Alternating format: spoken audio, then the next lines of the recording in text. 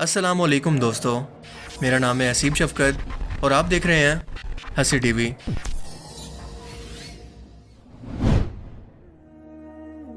اس بات میں کوئی شک نہیں کہ رسول اللہ صلی اللہ علیہ وآلہ وسلم کو تمام جہانوں کے لیے نبی اور رحمت بنا کر بھیجا گیا، کیونکہ آپ کا ذکر تمام ابراہیمک ریلیجن یعنی تورات اور زبور کے اندر آپ کے نام احمد کے ساتھ پیشن گوئی کے طور پر موجود ہے۔ مگر جو پادری اور ربی ان اصل تعلیمات کے اندر ردل بدل کر کے اپنی مرضی اور فائدے کا مطلب نکالتے ہیں، وہ آج تک ہدایت سے محروم ہیں۔ مثال کے طور پر یہودیوں کی مثال لے لیں، جو کہ آج بھی دیوار گریہ یعنی دوسری بار ہیکل سلیمانی کی تباہی میں بچ جانے والی دیوار کو مسلمانوں کے لیے خانہ کعبہ جتنا مقدس جان کر اس کے سامنے محمد صلی اللہ علیہ وآلہ وسلم کا نام بار بار پکارتے ہیں۔ حکو منتقیم وخلو محمد دین زید و دیو زرعی بنوت یروشلایم حکو منتقیم وخلو محمد محمد محمد محمد محمد محمد دین۔ اب سوال یہ پیدا ہوتا ہے کہ جب یہودی قوم رسول اللہ صلی اللہ علیہ وآلہ وسلم کو نہ پیغمبر مانتی ہے، نہ رسول، اور نہ ان کی تعلیمات پر یقین رکھتی ہے، تو آپ کا نام مبارک بار بار ان کی مقدس ترین دیوار کے سامنے یوں لینے پر آخر مجبور کیوں ہیں؟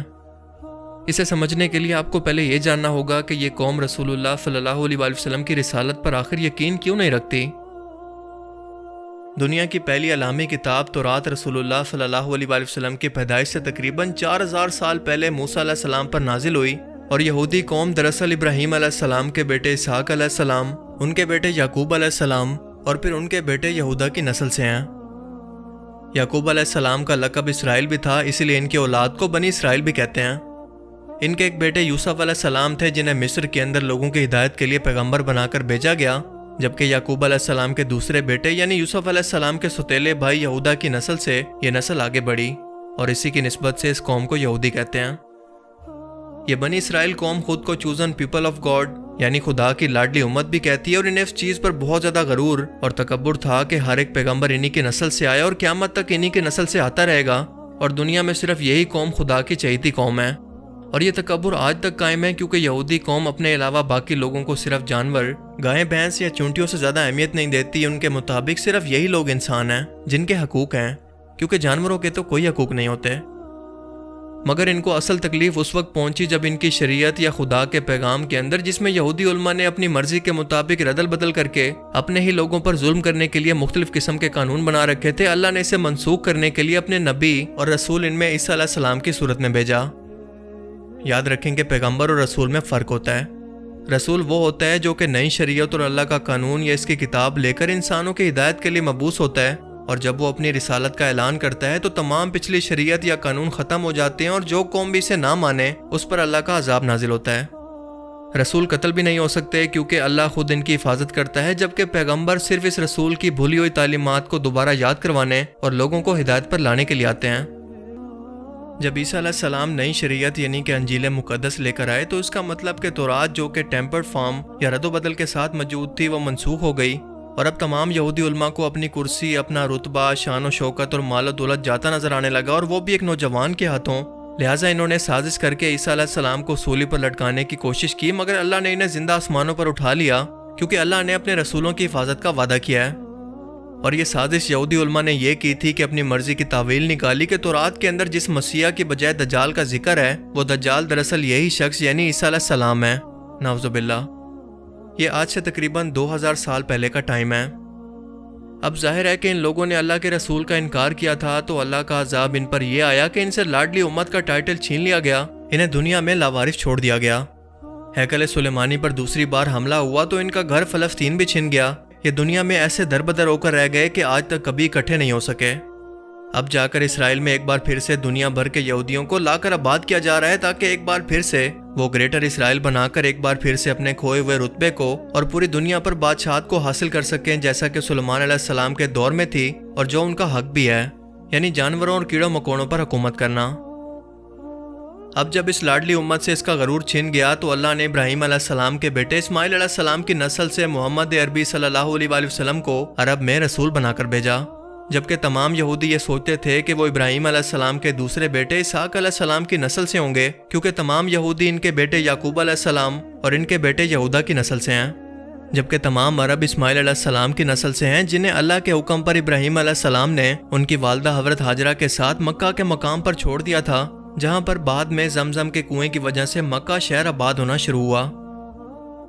جب عیسیٰ علیہ السلام کے آسمان پر اٹھائے جانے کے تقریباً 600 سال کے بعد محمد صلی اللہ علیہ وآلہ وسلم جب عرب میں تشریف لائے اور اعلان نبوت کیا، تو ظاہر ہے کہ یہودی لوگوں نے یہ کہہ کر آپ کو ماننے سے انکار کر دیا کہ یہ ہماری قوم یعنی اسحاق علیہ السلام کی نسل سے نہیں، اور دوسرا اصل شریعت تو شریعت موسیٰ ہے جو کہ صرف اور صرف ان کے پاس ہے، جبکہ اس کی دیکھا دیکھی محمد صلی اللہ علیہ وآلہ وسلم نے نعوذ باللہ اس قرآن کو اللہ کا پیغام کہہ کر خود سے بنایا ہے۔ مگر حق کو پہچاننے والے مواحد اللہ ہر دور کے اندر ضرور پیدا کرتا ہے، جنہوں نے اس ٹائم کے اندر بھی آپ صلی اللہ علیہ وآلہ وسلم کی پیدائش اور آمد کی پیشن گوئیوں کو پہچان کر آپ کا اقرار کیا کہ آپ ہی اللہ کے آخری رسول اور پیغمبر ہیں، جن کا ذکر نام کے ساتھ تورات کے اندر موجود ہے، جس کا ذکر اور ان کا انتظار وہ صدیوں سے کر رہے تھے۔ تناخ ایسی آیتوں کو کہتے ہیں جن پر یہودی اور کرسچن متفق ہیں کہ بالکل یہی الفاظ تورات کے اندر بھی موجود ہیں اور انجیل میں بھی، اور یہ دونوں اللہ کے ہی الفاظ ہیں، جبکہ کرسچن انہیں اولڈ ٹیسٹمنٹ یا نیو ٹیسٹمنٹ بائبل کہتے ہیں۔ کتاب مقدس میں سانگ آف سلمون میں چیپٹر 5 کی 16ویں آیت کے اندر یہ لکھا ہے، جس کا ترجمہ یہ ہے، وہ میرا دوست ہے، وہ میرا پیارا ہے، وہ سب کا محمد ہے، اے یروشلم کی بیٹیوں۔ اور اسی آیت کا ورد آج بھی یہودی دیوار گریاں کے پاس کرتے نظر آتے ہیں، جو کہ ایک ہی وقت کے اندر نہ صرف یہودی بلکہ کرسچینٹی میں بھی نام کے ساتھ محمد صلی اللہ علیہ وآلہ وسلم کا ذکر واضح طور پر بیان کر رہی ہے، اور یہ مبارک نام تاریخ میں اس سے پہلے کسی شخصیت کا نہیں گزرا۔ اب سوال یہ پیدا ہوتا ہے کہ اتنی واضح نشانی موجود ہونے کے باوجود یہودی ربی یا کرسچن پادری اپنے لوگوں کو اس آیت کا کیا جواب دیتے ہیں؟ دراصل یہ لوگ خود سے اس کا مطلب لوگوں کو سمجھانے کی کوشش کرتے ہیں اور انہیں دھوکہ دیتے ہیں اور انہیں بتاتے ہیں کہ اس کا مطلب ہے سب سے پیار کرنے والا۔ اگر ظاہری طور پر دیکھیں تو یہ بات کافی لاجیکل بھی لگتی ہے، کیونکہ اس پوری آیات کے اندر ایک ہی بات کا مین مقصد نظر آ رہا ہے کہ وہ میرا دوست ہے، وہ میرا پیار ہے۔ مگر سچ یہ ہے کہ ہمیشہ عبرانی زبان کے اندر کسی بھی اہم اور ادبی شخصیت کے نام کے ساتھ ہمیشہ ام کے الفاظ لگائے جاتے ہیں، اور جب ہم ان آیات کو پڑھیں تو عبرانی زبان کے اندر یہودی خود محمد لفظ کو محمد ام کے نام سے پڑھتے ہیں، بالکل ایسے ہی جیسے یہ خدا کے لیے الو کا لفظ استعمال کرتے ہیں، مگر عبرانی زبان کے اندر ادب کی وجہ سے اسے الو ہم پڑھتے ہیں۔ لہٰذا ثابت ہوا کہ یہاں پر محمد صلی اللہ علیہ وآلہ وسلم کا لفظ پیار یا شفقت کے معنوں میں نہیں، بلکہ باقاعدہ ایک نہایت ادب والی اور محترم شخصیت کی بات کر رہا ہے، جو کہ ہمارے پیارے آقا حضرت محمد صلی اللہ علیہ وآلہ وسلم کا نام مبارک ہے۔ یہودی علماء جانتے تھے کہ بہت جلد ایک آخری نبی دنیا کے اندر آنے والا ہے، اور ان کی ولادت کی نشانیوں کو دیکھ کر، مثال کے طور پر آسمان میں ایک بہت بڑے روشن ستارے کو دیکھ کر وہ سمجھ گئے تھے کہ آپ کی ولادت ہو چکی ہے، مگر وہ سوچتے تھے کہ وہ نبی ہماری نسل سے ہوگا، یعنی اسحاق علیہ السلام اور پھر ان کی یہودی قوم سے۔ پھر بھی اللہ نے اس قوم کے ایسے لوگوں کو ہدایت دی جو کہ حق کو پہچان گئے، اپنی انا، خاندان اور رتبے وغیرہ سب کو قربان کر کے رسول اللہ صلی اللہ علیہ وآلہ وسلم پر ایمان لے آئے۔ مگر جو باقی بچ گئے انہیں اللہ نے ہدایت نہیں دی، کیونکہ نہ تو انہوں نے کوشش کی اور نہ ہی اللہ نے ان کی بدعمالیوں کی سزا ابھی تک ان پر مکمل کی ہے۔ ان لوگوں نے جو انبیاء کرام کو قتل کیا، ویسے ہی عیسیٰ علیہ السلام اور محمد صلی اللہ علیہ وآلہ وسلم کو بھی جھٹلایا، جس کے عذاب کا مزہ ابھی ان کو چکھنا ہے، اور ان کی یہی سزا انہیں کھینچ کر دجال کے پیچھے کھڑا کر دے گی، جسے وہ اصل مسیح سمجھ کر اس کی فوج کا حصہ ہوں گے، اور اس کے بعد حق و باطل کی آخری جنگ ہوگی، اور اللہ کا قانون ہے کہ فتح ہمیشہ حق کی ہوتی ہے، اور یہ اس دن بھی ہوگی۔